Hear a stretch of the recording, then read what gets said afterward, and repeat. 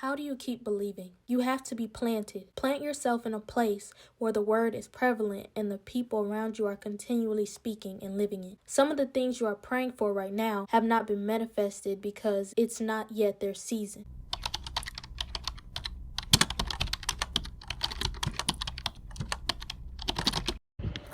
Ding, ding, ding, ding.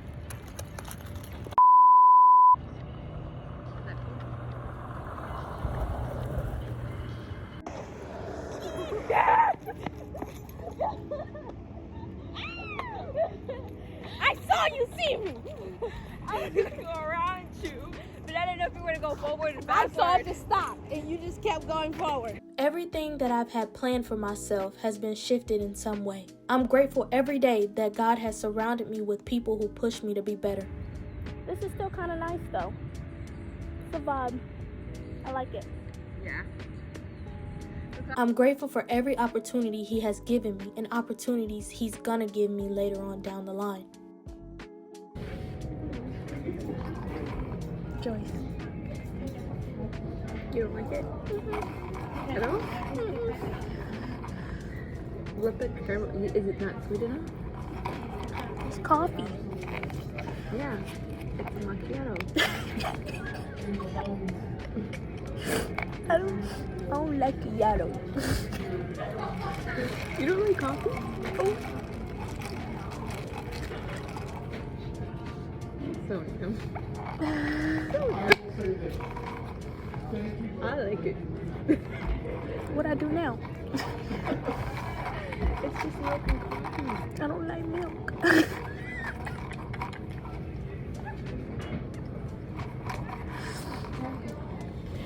I'm over it. I'm done with you. I don't like it, but I'm gonna drink it though. I didn't know you didn't like milk. I get frappes, like, that's it. Is it frappe like just iced coffee? Yeah, but it's like good.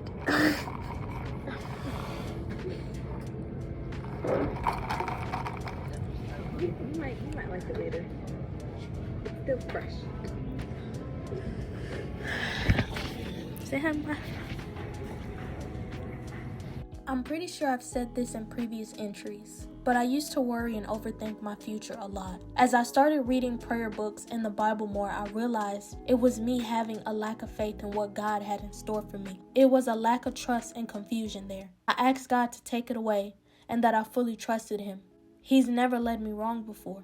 Everything that I've experienced has made me better in some way. Even when I was trying to figure out ways to support myself financially without having a job, I was risking money and trying new things. I never missed a bill. Even when I only had 13 cents in my account, He made a way for me to have all my bills paid every single month. I remember when I was younger, I would say to myself, when I became successful, I would start helping people more. If I would go out to eat, I would tip more and stuff like that. And I realized you don't just grow certain habits when you become successful. Money only amplifies the person you are now. So now, any cash I have in my wallet, I give away.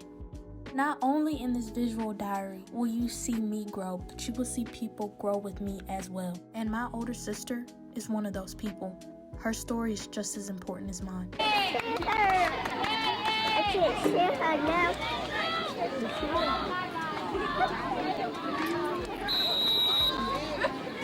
Continue in the spirit of thanksgiving by living in expectation of the answer to your prayer. I realized this was something my older sister did all the time. I'm not sure she even realizes she does it. At the beginning of her career in real estate, before she was getting clients, she would put herself out there as an agent. She always wore her real estate name tag. She walked through neighborhoods and talked to homeowners about real estate. And if they needed an agent, she was only a phone call away. She would check out properties and do walkthroughs as if she was selling the certain property. She was expecting God to bless her, and she was preparing herself to receive the clientele when He presented her with the opportunity. And when He presented it to her, she took it and ran, and she hasn't looked back since.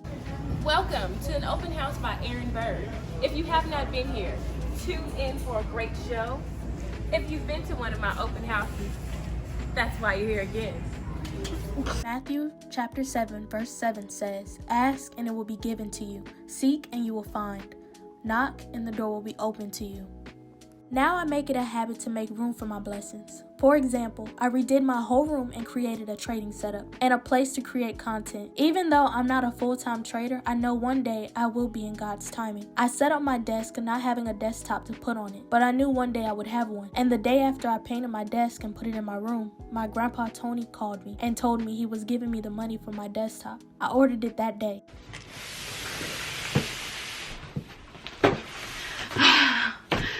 We got it.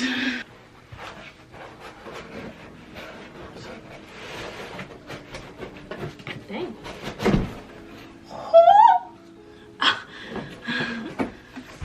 Yeah. Yes, sir. Yes, sir, ski. Yes, sir, ski.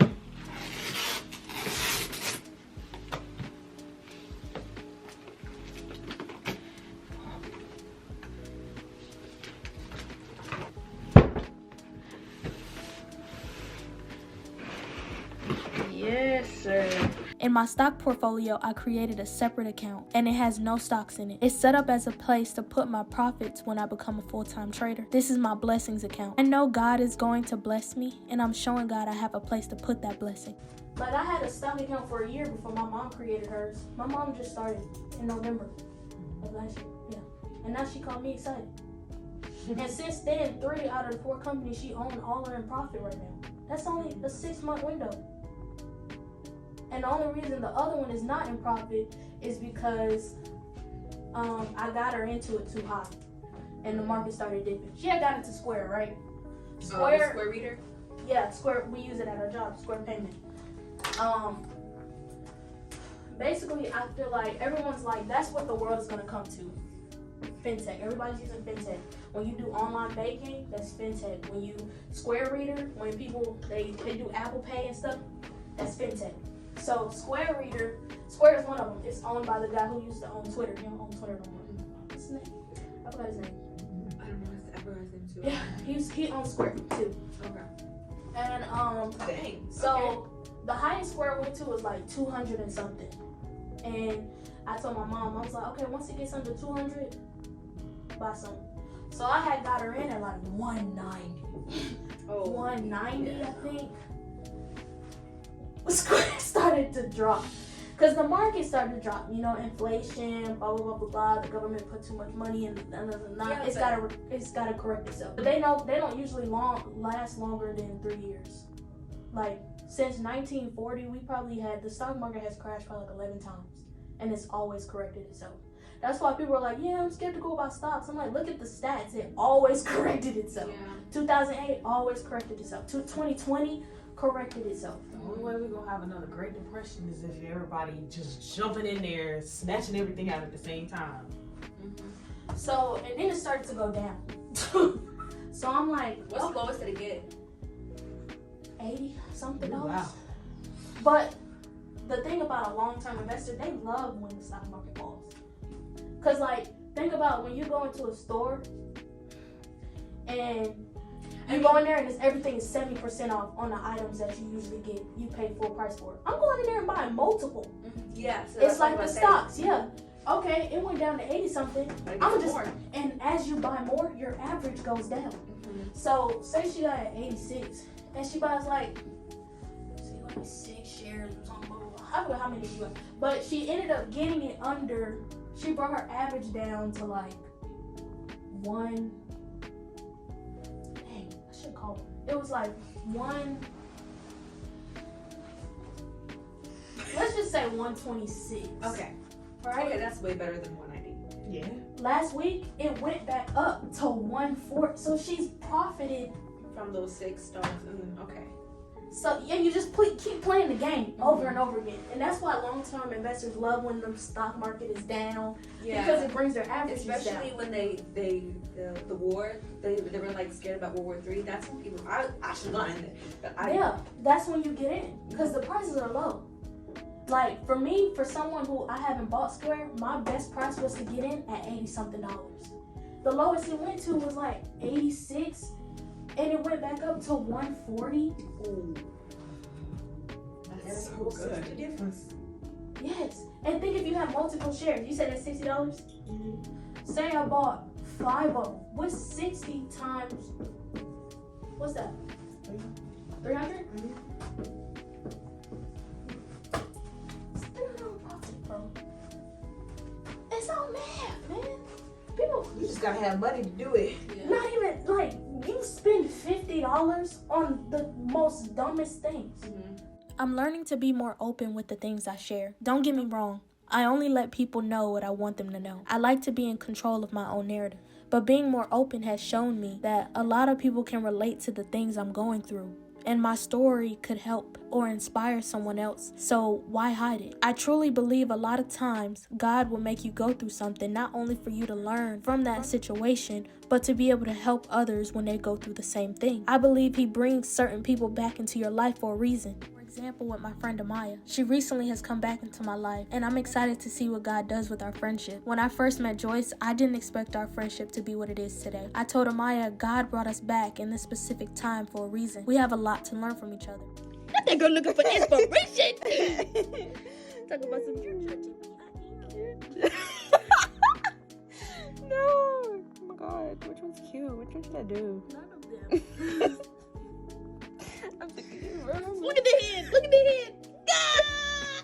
Did you even paint it? I gotta do the base. With what? With the base. I didn't even know I had that. You got my finger all in the camera. Oh my gosh. Like, stop, my hands are dry.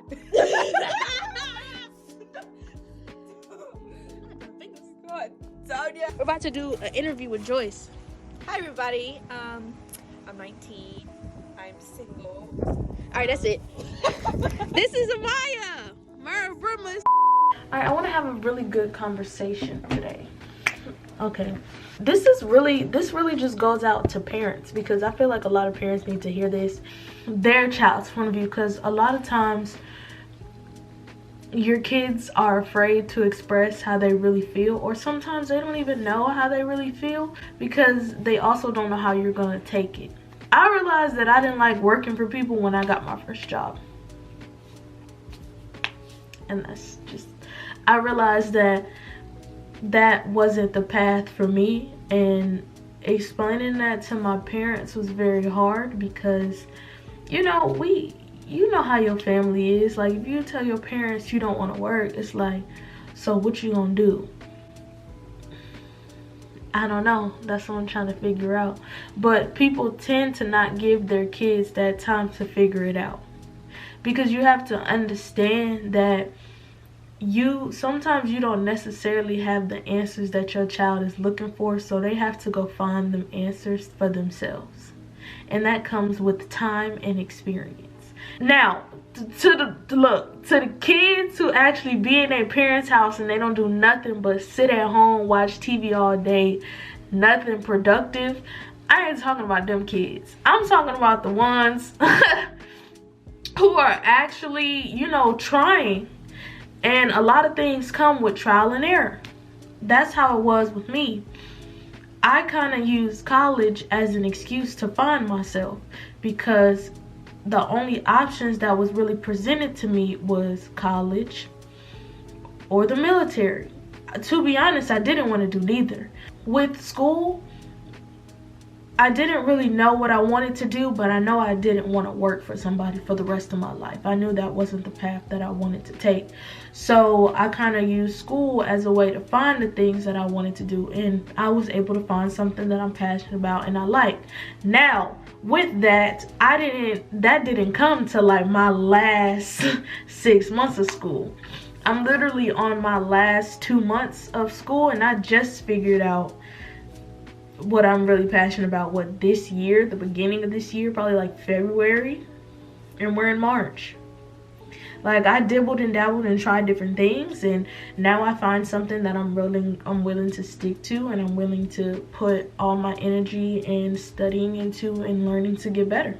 I see it as a tool to use to be able to explore other adventures, business adventures and stuff like that. And so it just takes time, and I feel like I'm the type of person, I feel like my story will help people understand or inspire people to go after things that they want. Because you'll be surprised about a lot of college kids. If you truly ask them, they don't want to be in college, or they tell you, I'm just going because my friends are going, or I'm just going because my parents told me to go.